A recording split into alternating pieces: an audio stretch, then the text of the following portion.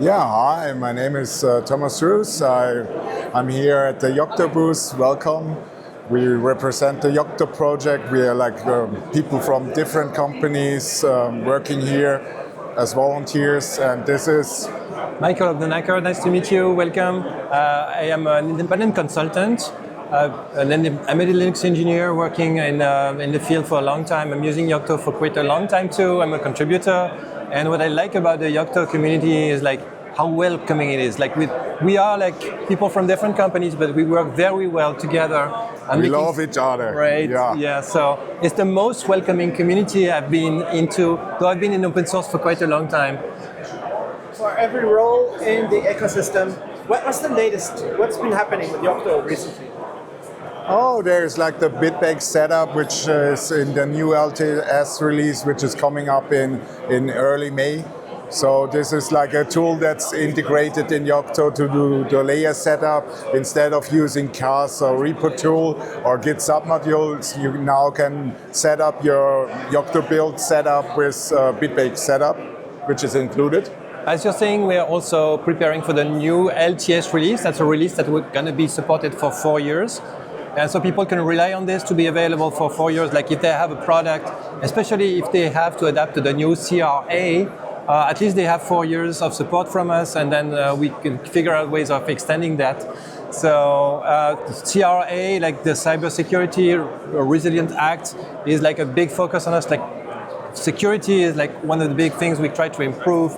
So we need to be together. That's why a community is needed, because it's a huge amount of work, right? So you can't be alone. Does it work, the security? Are you doing a good job with getting all the everything secured how it needs to be? We have more and more tools like to scan your product for vulnerabilities.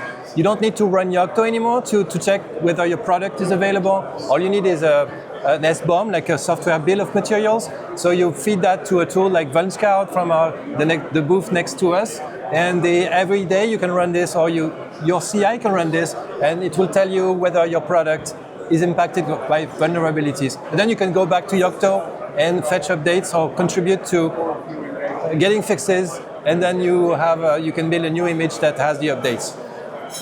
How good is Yocto? Yocto solves all the problems like of the world. Of the world. No, I'm just kidding. I mean, for every embedded developer, I'm doing this for more than 20 years now. I started stripping down desktop distributions, and I did run in all pain points you can imagine.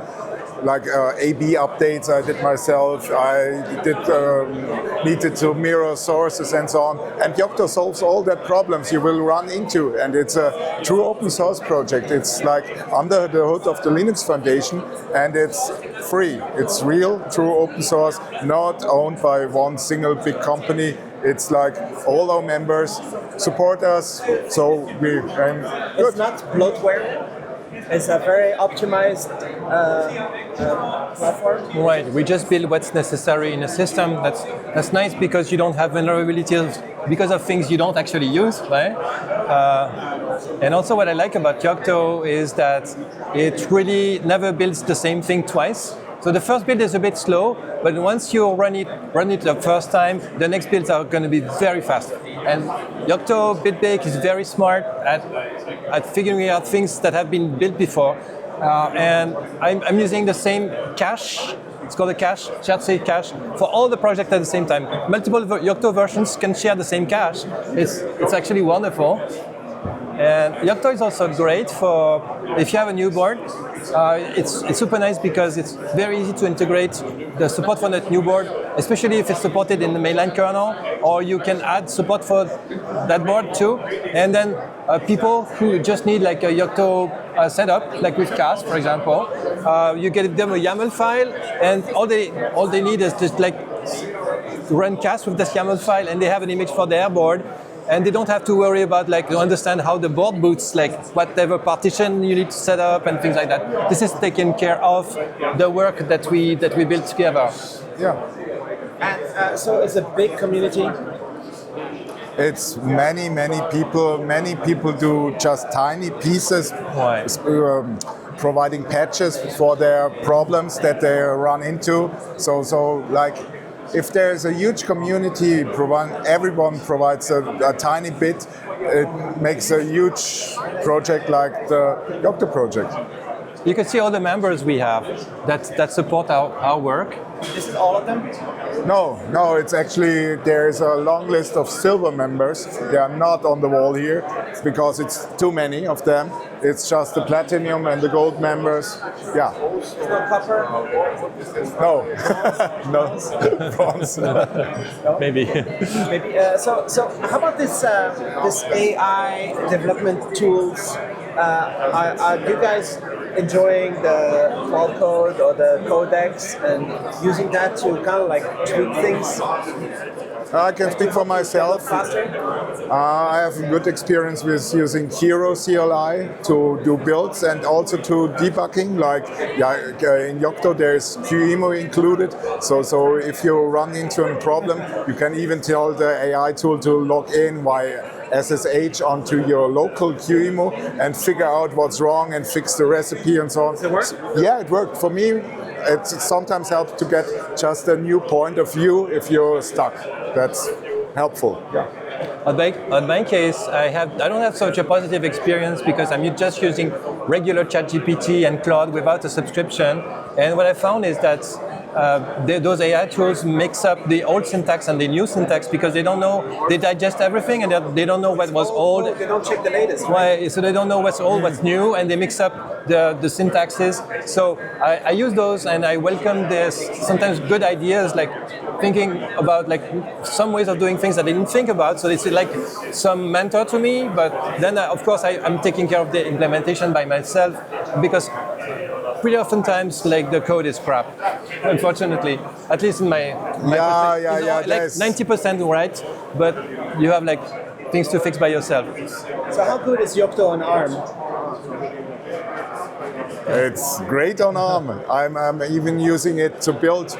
Like I have like an EC2 instance and ARM64 machine with a lot of cores, and I'm building like Yocto with it for ARM. So that works great. So even cross-compiling from ARM to x86 or vice versa. So or RISC-V, which is also supported now. So what's happened with RISC-V? So we have a meta RISC-V layer. What's new is that the RISC-V Foundation is now part of, is like a big member that's like Platinum as well. Yeah. It's a top member of the Yocto project. So now we can justify to put some infrastructure work and testing to make sure that this is well tested, the regressions are caught. So that's officially supported now by the Yocto project. Plus we have the meta RISC-V community layer to which I contribute. So I added support for a few boards there and it was really nice. How good are those boards? So they're pretty good. Well, we have two types of boards, the boards that are supported with the mainline Linux kernel, which are really pretty good, and then the ones which are still experimental. So the Yocto project accepts like vendor kernels, like we build the vendor sources, and it's just like temporary solutions before we can build the mainline kernel, which will be better ultimately because these are the ones that has updates and the community can contribute to. So I contribute to the Linux kernel and to Yocto at the same time. This way people can use our boards and contribute more. And do those members help contribute in terms of engineering? Is it requirement that the engineers come to, or they help fund some engineering? It's not like Naro, I think. So it's much more funding than engineering. So they don't have to provide engineering, but they provide funding for... They should. They should. Right. Otherwise, you have to go and look for engineers that can help. How does it work? You mean as a member? To get all the tasks that needs to be done in your project. I mean, yeah, we also did some paid engineering. Right. So to fix problems or to add features, yes. Thanks to the funding from the members, which is much appreciated. The maintainer is paid by the members. We have like a release manager now that has been hired. We also have a manager for the LTS releases. So this is all thanks to the funding from our members. Yeah, and that's great. A big part. That guarantees that you have updates for. There he goes. And what happens in the future? What's next? I would love to see Yocto also in different areas. Like, I'm amazed by the work of Bruce Ashfield with meta-virtualization. So recently in Brussels, he gave a talk about building multi-layer, multi-architecture containers with meta-virtualization and Yocto. So that's a new area where the cloud people maybe can learn from the embedded people about SBOM generation, minimal images, building from source code, secure. So because you want small images anyway. Yeah, everybody wants small images. And you want to run thousands of them. So Yocto is good place for this. Yeah, that's something I would love to see. Yeah. Another challenge is how we welcome contributions. Like we use mailing lists for the moment, and it's like most of us are familiar with that, but there are new people who are more familiar with GitHub pull requests and things like that. So some layers are using that as well already, like RISC-V is like that. It's a different way of working, but I think we can reconcile the old way and the new way. Like people receive mail anyway when something happens on GitHub or GitLab. Yeah, I agree.